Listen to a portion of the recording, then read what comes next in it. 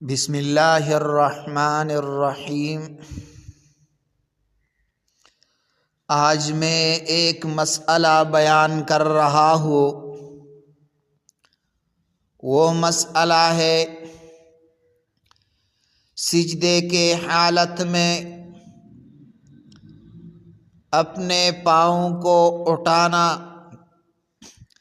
کیا اس سے نماز فاسد ہو جاتی ہے؟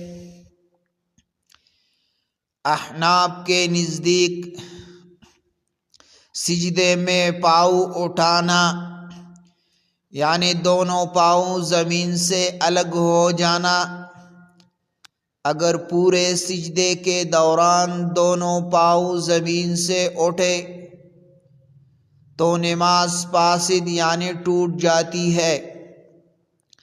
اس کی وجہ یہ ہے کہ سجدے کے ارکان میں 7 اعضاء کا زمین پر ہونا ضروری ہے۔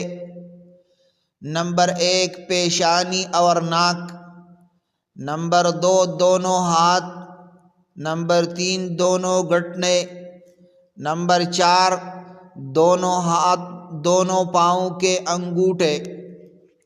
اگر ان میں سے کوئی عضو عذر کے بغیر پورے سجدے میں زمین سے اٹھا رہے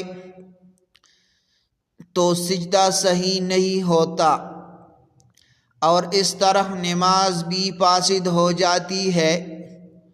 لیکن اگر تھوڑی دیر کے لیے پاؤں اٹھ گئے اور فوراً واپس رکھ دیے تو نماز فاسد نہیں ہوتی، البتہ مکروہ ہے۔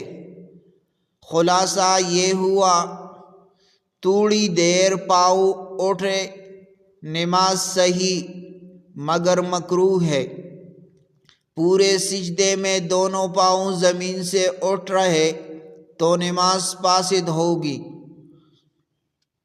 حوالہ یہ ہے